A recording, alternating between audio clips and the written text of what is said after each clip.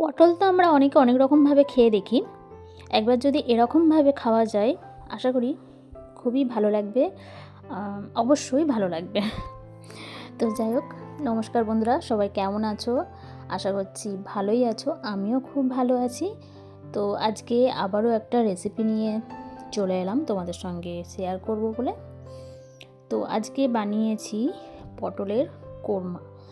বানিয়েছি মানে এটাও আমার বর বানিয়েছে, তো আমিও হাতে হাতে করেছি, দুজন মিলেই বানিয়েছি। তো যাই হোক, এখন শীতের সিজন, এই সময় তো পটল খুব একটা বাজারে পাওয়া যায় না, কিন্তু পেয়েছে আজকে একদম কচি কচি পটল, তো সেই জন্য নিয়ে চলে এসেছে। এখন তো ফুলকপি বাঁধাকপি এইসবেরই খাওয়ার সিজন। তো যাই হোক, আজকে পটল এনেছে, তো পটলটাই খাওয়া হলো নতুনত্ব, মানে বছরের শুরুতেই। তো বানাবো পটলের কোরমা। তো তার জন্য পটল নিয়ে নেওয়া হয়েছে একদম অল্প করেই, যেহেতু আমরা দুজনের পরিবার, তো সেই জন্য অল্প করেই পটল নিয়ে নিয়েছি। আমরা আমাদের মতন, তোমরা তোমাদের মতন নিয়ে নেও। তো পটলটা কেটেছে আমার বড় আবার ডিজাইন করে, তো তোমরা যেরকম খুশিভাবে কাটতে পারো, তবে এরকম গোটা গোটা রাখতে হবে। তো পটলটা একটু নুন আর হলুদ মাখিয়ে নেওয়া হলো। নুন আর হলুদ মাখিয়ে কিছুক্ষণ রেখে দেবো রেস্টে। একদম মাখিয়ে নেওয়া হয়েছে, পটলগুলো একদমই কচি। এদিকে কিছু মশলা নিয়ে নিয়েছি, পেঁয়াজ, টমেটো, রসুন, আদা আর কাঁচা লঙ্কা। তো এই মশলাগুলোকে আমি সব পেস্ট করব। তার আগে এইদিকে পেস্ট করতে দিচ্ছি কাজু আর পোস্ত। কাজু আর পোস্তটা একটু ভালো করে মিহি পেস্ট করে নেব, আর ওদিকে ওই মশলাটাও পেস্ট করে রেডি করে আসছি। তো আমার পুরনো বন্ধুরা তো আছো আমাকে সাপোর্ট করার জন্য, তোমাদের এত এত সাপোর্ট, ভালোবাসা, আশীর্বাদে আমি আজ এত দূরে পৌঁছেছি। তোমাদেরকে অসংখ্য ধন্যবাদ, অনেক অনেক ভালোবাসা। এদিকে তোমাদের সঙ্গে কথা বলতে বলতে কাজু আর পোস্ত পেস্ট হয়ে গেছে, আর আদা রসুন পেঁয়াজ টমেটো যেটা রেখেছিলাম গোটা, সেটাও পেস্ট হয়ে গেছে। সব পেস্ট করে আমি মশলাগুলো একদম রেডি করে নিয়েছি। এটা ছোট বাটির মধ্যে নিয়েছি, একদম উপচে পড়ছে, বড় জায়গায় নিলে ভালো হতো। এদিকে আমি একটু দই বসিয়ে নিয়েছিলাম, তো দইটাও দেখিয়ে দিলাম। তোমরা তোমাদের দোকান থেকে কেনা দইও ব্যবহার করতে পারো। তোমার ঘরে ছিল দই, সেই দইটা নিয়ে নিয়েছি। তো যাই হোক, এদিকে গ্যাসের উপর একটা কড়াই বসিয়ে দিয়েছি। কড়াইটা গরম হয়ে যেতে দিয়ে দিলাম তেল। তেলটা একটু বেশি পরিমাণ দিয়েছি, কেননা এই তেলের মধ্যেই পটলটা ভাজবো এবং রান্নাটা করব পুরোটা। আর তেল নেব না, এই তেলেই পুরো রান্নাটা হবে। তো তেলটা গরম হয়ে যাওয়ার পর দিয়ে দিলাম পটলগুলোকে একটু ভেজে নিতে হবে হালকা করে। পটলগুলো ভাজলে একটু যে কাঁচা গন্ধটা ওটা চলে যাবে, গন্ধটা খুব সুন্দর আসে, ভালো লাগে, স্বাদটা খুব সুন্দর হয়। তো দেখো পটলগুলো ভাজা হয়ে গেছে। এবার একটা জায়গায় তুলে নেবে একটু ভালো করে ভেজে নিয়ে। আজকে আমার চ্যানেলে প্রথম যারা ভিজিট করেছো, আমার নতুন বন্ধুরা, তোমাদেরকে অসংখ্য ধন্যবাদ, অনেক অনেক ভালোবাসা। আজকের রেসিপিটা দেখে যদি তোমাদের ভালো লেগে থাকে, অবশ্যই চ্যানেলটাকে সাবস্ক্রাইব করে নিও, আর পাশে থাকা বেল আইকনটা প্রেস করে অল নোটিফিকেশানটা অন করে দিও, তাহলে আমার নতুন নতুন ভিডিও সবার আগে তোমাদের কাছে পৌঁছে যাবে। তো দেখো পটলগুলো ভাজা হয়ে গেছে, একটা প্লেটে তুলে নিচ্ছে। ক্যামেরাটা ডিস্টার্ব করছে, মাঝে সাঝে জুম হচ্ছে, মাঝে সাঝে আবার দূরে চলে যাচ্ছে, তো নিজে থেকেই হচ্ছে এটা। এই রেসিপিটা কিন্তু ভাত, রুটি, পরোটা, লুচি সবার সঙ্গেই বেশ ভালো লাগবে। তো আমি তো খেয়েছি দুপুরে ভাতের সঙ্গে, গরম গরম ভাতের সঙ্গে বেশ ভালো লেগেছে, আর ছিল রাত্রে রুটির সঙ্গেও খেয়েছি। তো পটল ভাজাগুলো তুলে নিয়ে ওই তেলেতেই দেখো দিয়ে দেওয়া হলো গোটা গরম মশলা, মানে দারুচিনি, লবঙ্গ আর এলাচ। দিয়ে দেওয়া হলো হাফ চামচ মতন মৌরি আর হাফ চামচ জিরা, 2 টুকরো তেজপাতা। তো ফোড়নটাকে একটু হালকা করে ভেজে নিতে হবে, খুব বেশি ভাজার দরকার নেই, একটু জাস্ট হালকা করে একটু ফোড়নের সেন্টটা আসবে।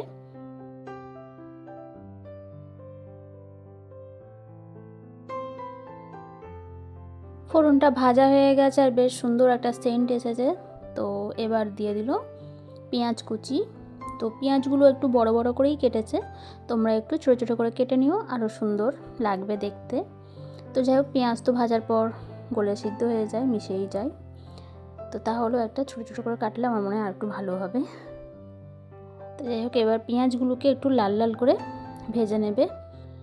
লাল লাল মানে হালকা একটু গোল্ডেন মতন আসবে কালারটা, ততক্ষণ পোড়ালে চলবে না। তারপর দিয়ে দেওয়া হলো ওই আদা রসুন কাঁচা লঙ্কা টমেটো যে পেস্টটা, সেই পেস্টটা দিয়ে দেওয়া হলো। এটাকে এবার একটু ভালো করে কষিয়ে নিতে হবে যতক্ষণ না তেল ছেড়ে আসছে মশলা থেকে।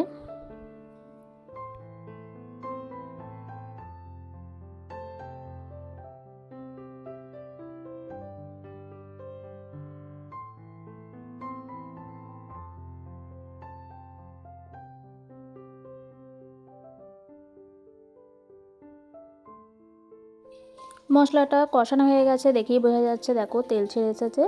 এবার দিয়ে দেওয়া হলো কাজু আর পোস্ত যেটা বেটে রাখা হয়েছিল, সেটাও দিয়ে দেওয়া হলো। এবার ওই প্লেটটা দিয়েও একটু সামান্য জল দিয়ে দেওয়া হয়েছে। এবার দেওয়া হলো কিছু গুঁড়ো মশলা, হলুদ গুঁড়ো, এগুলো তো ঘরে থাকা বেসিক মশলা, দিতেই হবে যে কোনো রান্নায়। তো প্রথমেই দিয়ে দিল হলুদ গুঁড়ো, তারপর দিল ধনে গুঁড়ো, হলুদ গুঁড়ো হাফ চামচ, 1 চামচ ধনিয়া গুঁড়ো, 1 চামচ জিরা গুঁড়া, আর দিয়ে দিল কালারের জন্য একটু কাশ্মীরি লঙ্কার গুঁড়ো। ঝালের জন্য তো কাঁচা লঙ্কা ব্যবহার করেছি, তোমরা চাইলে রেড চিলি পাউডারও ব্যবহার করতে পারো, ঝাল লঙ্কার গুঁড়ো। তো কাশ্মীরি লঙ্কার গুঁড়োটা তোমরা চাইলে স্কিপ করতে পারো, কোনো অসুবিধা নেই, এটা তো শুধুমাত্র কালারের জন্য। দিয়ে দেওয়া হলো সামান্য পরিমাণ একটু চিনি। তো এবার গুঁড়ো মশলার সঙ্গে ওই মশলাটা ভালো করে মিশিয়ে নিতে হবে, এটাও একটু ভালো করে কষিয়ে নিতে হবে। যত মশলা কষানো হবে তেল ছেড়ে আসবে, কালারটাও চেঞ্জ হবে, তাহলেই বোঝা যাবে কত সুন্দর হয়েছে, আর খেতেও কিন্তু ততটাই সুন্দর হয়। তো মশলাকে ভালো করে কষিয়ে নিচ্ছে, দেখো।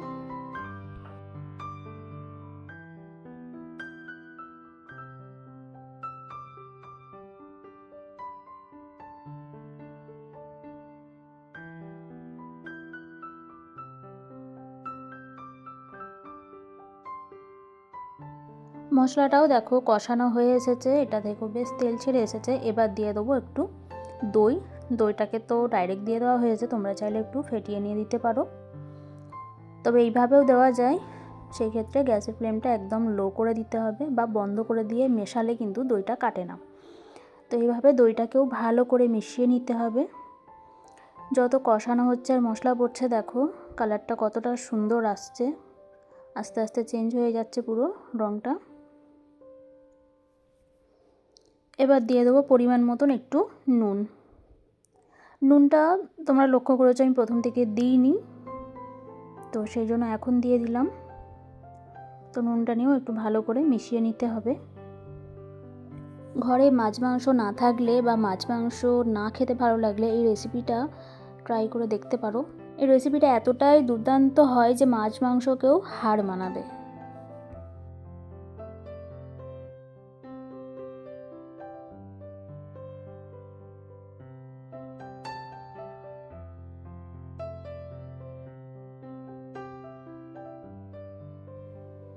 মশলাটা পুরোটা ভালো করে কষানো হয়ে গেছে, এবার দিয়ে দেবো ভেজে রাখা পটল।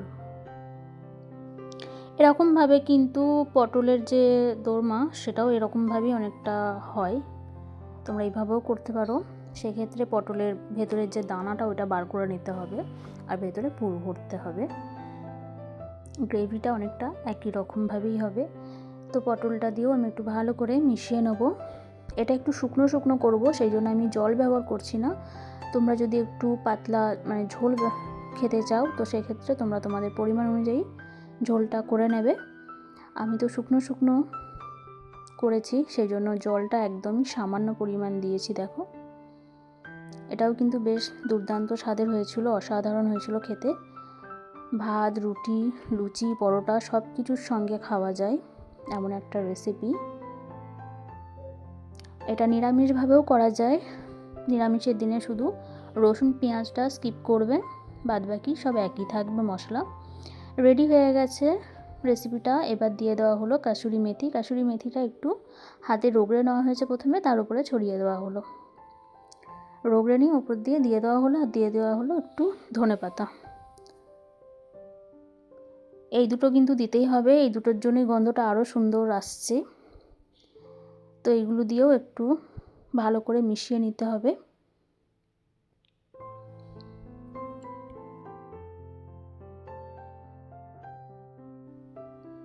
ভালো করে মিশিয়ে নিয়ে একটু ঢাকা চাপা দিয়ে মিনিট 2-এর জন্য রেখে দিয়েছিলাম দমে, যাতে গন্ধটা পুরো মিশে যায় সেই জন্য। তারপর দেখো একটা প্লেটে তুলে নিলাম। কত সুন্দর হয়েছে, একদম শুকনো শুকনো করেছি। তোমরা চাইলে কিন্তু পাতলা পাতলা করতে পারো, মানে পাতলা করতে পারো, এই যে ঝোল ঝোল, তাহলেও বেশ ভালো লাগবে। তো দেখতে এত সুন্দর হয়েছে, খেতেও কিন্তু অসাধারণ হয়েছিল। অবশ্যই ট্রাই করে দেখতে পারো, খুবই দুর্দান্ত একটা রেসিপি। তো আজকের রেসিপিটা তো এতটুকুই। আজকের রেসিপিটা সবার কেমন লাগলো অবশ্যই একটা কমেন্টের মাধ্যমে জানাতে ভুলো না। তোমাদের সুন্দর সুন্দর কমেন্ট পড়তে ভালোও লাগে, তোমাদের কমেন্ট থেকে উৎসাহ পাই সামনে এগিয়ে যাওয়ার জন্য। তো অবশ্যই কমেন্টের মাধ্যমে জানাতে ভুলো না আজকের রেসিপিটা সবার কেমন লাগলো। আর ভালো লাগলে ভিডিওটা অবশ্যই একটা লাইক করে দিও।